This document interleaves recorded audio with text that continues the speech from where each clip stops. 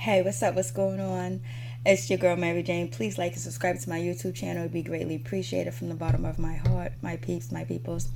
So, anyways, I want to talk about this new show that came out. It's called Snowfall. It's on FX. It comes on at Wednesday nights, and the producer of the show, I believe, is John Singleton, and it does have a feel of Boys in the Hood. I really think it's a good show. It seems like it's going to be interesting. I just watched it like maybe 10 minutes ago. So basically, the story talks about, it's about it takes place in 1983 and Los Angeles, California, and the crack and cocaine epidemic. But right before that, everybody was smoking weed and things like that. They did mention Sherm and this show and on the TV show or whatever, but I haven't heard of Sherm. My mother told me about Sherm. So now it's moving towards cocaine and crack. But it's still, right now, it's still crack. So there's a girl, it's an ambitious girl. Her name is Lucia. Her name is Lucia. And she's a daughter of a Mexican crime lord or whatever. And she convinces her family to get into the business to sell drugs. And she meets this Mexican wrestler, Gustavo, that she has him rob another Mexican family, which he's friends with or whatever, and he ends up stealing the money, and he ends up killing the guy. So I think that's gonna be another plot where it's gonna be really bad. So Lucia, she's able to convince Gustavo to, sell drugs and get her cousin involved into selling drugs and move into the cocaine era, basically. And then you also have this young kid. His name is Franklin, and he's a young boy. He's a street entrepreneur.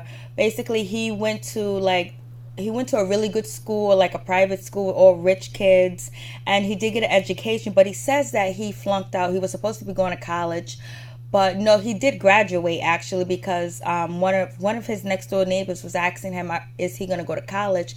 And he goes, his mother could barely afford when he was barely afford him going to this private school. But he's a lot smarter than a lot of kids in the neighborhood. Like, he's brighter, he's more intelligent, and he has seen both sides of the world. Basically the poor side and the rich side, and he's introduced to a whole different type of lifestyle when he's on the other side of town going to school. And he has made a lot of rich friends, that do drugs, that smoke weed. And like his mom, her house is like a porn set. I don't know if like back in the 80s, they used to have porn sets right at people's houses where they lived at, where they smoke weed, do cocaine. And so, anyways, Franklin, he's basically selling weed for his uncle named Jerome. His uncle Jerome is like this big, brawly dude. He has a jerry curl. He works out in front of his house and stuff like that. But he has his nephew, which is Franklin, selling drugs. And then Jerome's sister, Louie, lives with Jerome. So they live together, but Jerome seems like he has a crush, or he be having, they got some incest going on or something. And so Louie, she's like the auntie that's cool, that smokes weed, drink, and she just watched TV. She watched the soap opera, because I don't know if you guys remember when parents used to just stay tuned to soap operas. So you have that, and Franklin, basically he's selling weed. He sells weed to a lot of his rich friends that live on the other side of town. And then you have Franklin's mother, and what is her, I think her name is, what is his mother, her name is Cassie. I think her name is Cassie, his mom, and she's from The Wire. So it was good to see her. I haven't seen her since The Wire, but she's probably been into other shows. She's probably been in other shows.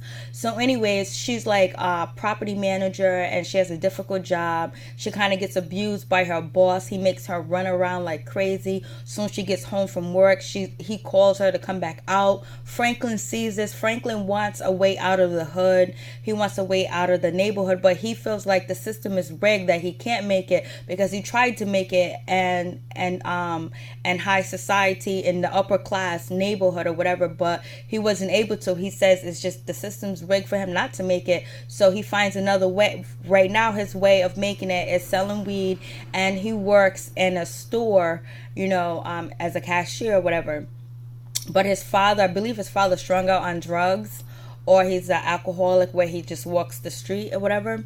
And so Franklin has a friend named Leon, has a good friend named Leon, that he's been in juvenile and whatever, he's been in and out of juvenile hall or whatever. And he likes to walk around with his boombox. Remember them days when people walked around with boombox? I don't know if you guys remember them days, but he gets on the bus with his boombox and his blasting. Ain't you so glad today that people can just put their earphones right inside, their ears, and you don't have to hear their music? So anyways, he's on the bus. He has the old boombox. Like if you think about My Radio Believes Me, I Like It Loud. So like LL Cool J, My Radio. He has a big ass radio like that on the bus, and he doesn't care, whatever. So basically, Franklin is taking him to the other side of the tracks where it's wealthy people. And he gets into, and he was like, oh my God. Leonard is like, Franklin, why didn't you tell me that you live in lodge over here like this? Why would you ever want to go back home? And Franklin says to Leonard, because this ain't home. Home is on the other side of town. At least he didn't get it confused or mixed up or anything. So, and so then the wrestler, he's still wrestling, but he's not happy with his life. He gets beat up. I guess he's supposed to get beat up because it's fake, but he is feeling Lucia, and she is the one that's going to be getting him into killing somebody by accident, but nobody's supposed to get killed, and get him into drugs and she manipulates him with her sexuality. And so her cousin, he's like the muscle, and he knows a little bit more, and he's down with it, but she's actually calling the shots. And so then there's this, I think Yodel, whatever his name is, I'll get his name down, but he is he's like moving real weight, like to Nigeria, I believe, or Mexico. He's moving like hundreds of pounds of cocaine or whatever, but his partner gets killed because his partner is having a party, and they're partying and dancing stuff. So there's some nudity. The ladies are showing their breasts. He's getting a blowjob or whatever, but he likes for you to take a straw and fill it up with cocaine and shoot it up his rectum. So when one of the ladies do that to him, he ends up dying. He dies, And so then his partner Yadi, whatever, he goes to visit this guy. His name was Logan. So Logan dies. He was like in charge of the operation. Basically, they were selling drugs and bringing the money back to their country to arm their soldiers and people in their city or whatever. So anyways, he goes and he meets up with a CIA agent, and the CIA agent, his name is Teddy. He meets up with Teddy, and he tells Teddy, Yodel tells Teddy, like, hey, listen, Logan told me if there's anything that goes wrong to go to you or whatever. So then Teddy goes with Yodel to the crime scene where Logan is dead because he overdosed or whatever. So then Teddy ends up helping Yodel or whatever, and then now basically Teddy's gonna start running Logan's operation. He's gonna take over and run the operation. He's gonna meet all the people that work for them and everything, and he's gonna take over the operation. And he is a CIA agent. But the thing about it is, and back in California in this time, there's a lot of stories about the CIA running drugs and running guns into the hood, into the neighborhood. So this TV series kind of is gonna talk about that. And so now the CIA is involved, but basically he's going to be involved. I don't know who he's trying to bring down, but he's going to be helping Nigeria or whatever with weapons and food and stuff like that. And the CIA, office, they all know this stuff, so they're down with him being part of this drug cartel. And basically, Logan's partner, I think, is Yodel. He says if anything goes wrong, if the cops come, if I get arrested, I got to get out of jail ticket card, right? And so then Teddy says yes, you do. So it's crazy how, you know, they're gonna they have the cops, they have the CIA on their side be able to sell drugs and launder the drugs in the neighborhood without any problems.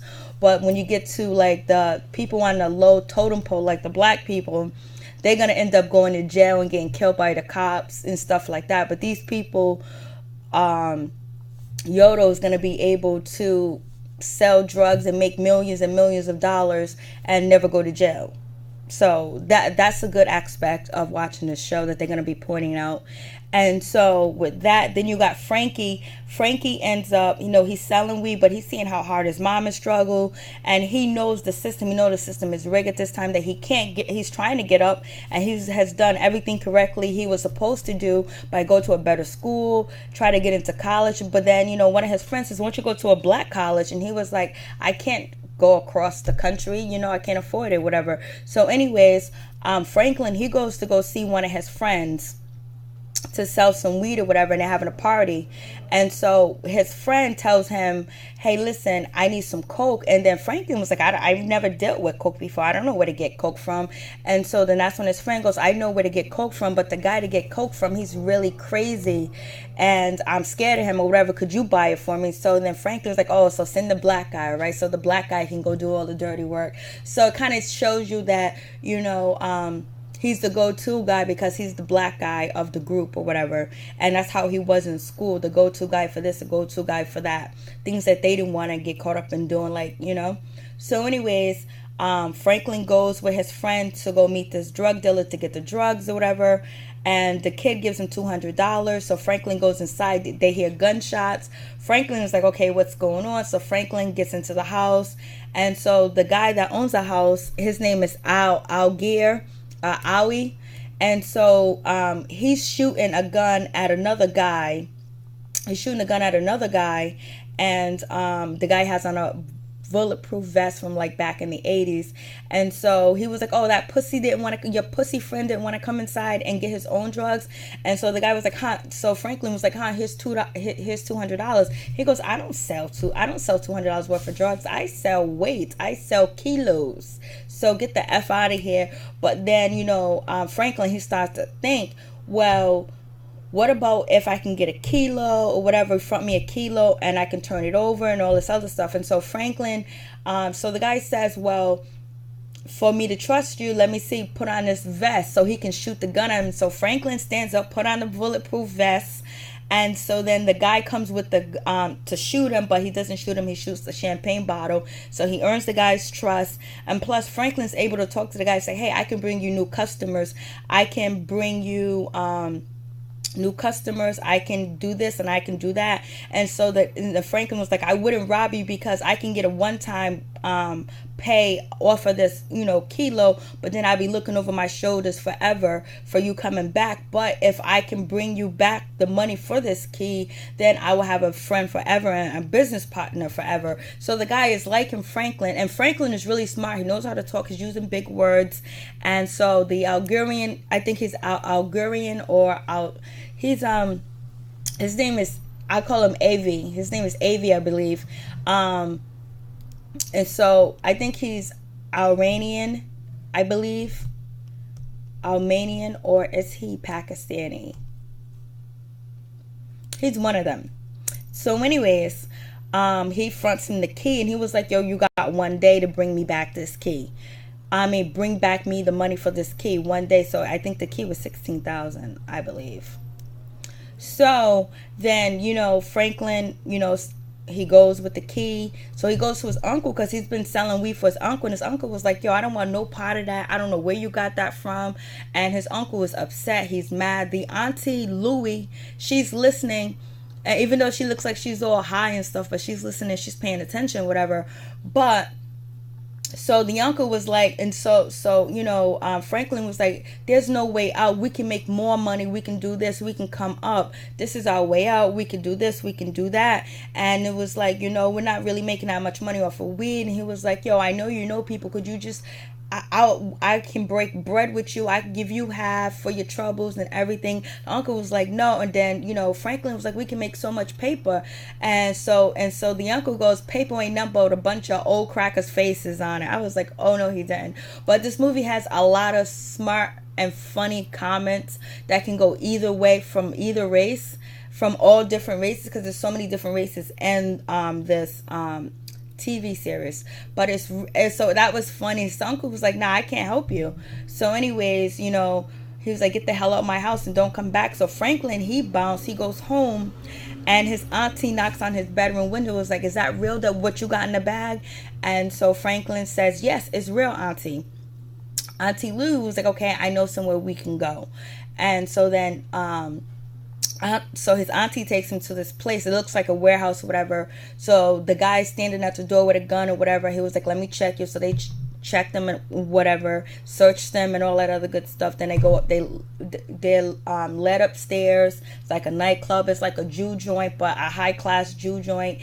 And come to find out, Auntie Louie used to work there. She used to be one of the best dancers there, but her head got too big, and then she ended up spitting at the owner, which we're introduced to the owner of this Jew joint slash classy bar. Her name is Claudia, and Claudia is like, okay, so Franklin's he's very charismatic. He has a lot of charisma, so he's able to finesse his way with Claudia. So they go in the back room. Claudia slaps the shit out of Louie, hit her on the ground, put the gun to her head, and was like, why shouldn't I kill you, bitch? Why shouldn't I steal this? You spit at me the last time I seen you, and all this other stuff.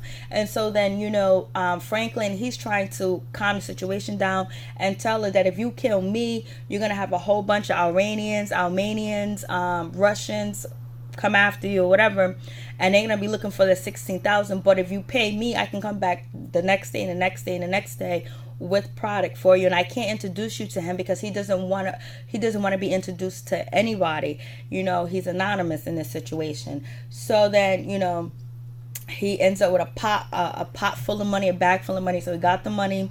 He's driving home with his aunt, and he sees his father walk by, and his father's all lost in the glaze, looking like he's on crack or whatever, and so, or cocaine or sherm, something at that time. And so his aunt says, do you want to say what's up to your father? You want to talk to your father? And he was like, no, I don't want to talk to him. I don't want to have anything to do with him, basically. So then that's how the story goes. And so now they're on their merry way. So it looks like it's going to be interesting, because I wonder if Franklin's actually going to get the drugs to him. Is he going to be protected by this guy that is fronting him these drugs? Is his uncle going to get into the drugs? Is he going to get on the drugs? How is the auntie going to be in the situation? And then you got Gustavo, after he killed that guy, what kind of war is going to happen? But Franklin already met Gustavo the wrestler because he's a fan of him, and he went to go watch him, wrestle or whatever, and got his autograph. So I wonder, are they going to link up, or are they going to be enemies? And then also you have, what is her name? Franklin's mother, Cassie, or Sissy. Franklin's mother, Sissy, I believe that's her name. She's from The Wire. She carries a gun to work, and she makes some money on the side, and she smokes weed as well. But she doesn't know her son is selling weed, and she doesn't know her son is now dealing in cocaine. But Franklin, he doesn't drink, and he doesn't smoke, he doesn't do any drugs or whatever. He just wants to weigh out the hood, and the legit way he tried to go, he feels like it's rigged, it's not going to work. So then you got his friend Leonard, or Leon. So I wonder how he's going to play a role in this, and how is this CIA agent going to take over this cartel. And it's just like, okay, I think this is going to be a good show, because there's so much intricate things going on that also has to do with a lot of history, and also shows you how the 80s were, because I think the story takes place back in 89, I believe. So I think I like it. I think I really do like it. It was a long episode. I think it was like almost 60 minutes. And it comes on Fox. I'm going to be checking it out and reviewing it possibly. So anyways, peace. I'm out.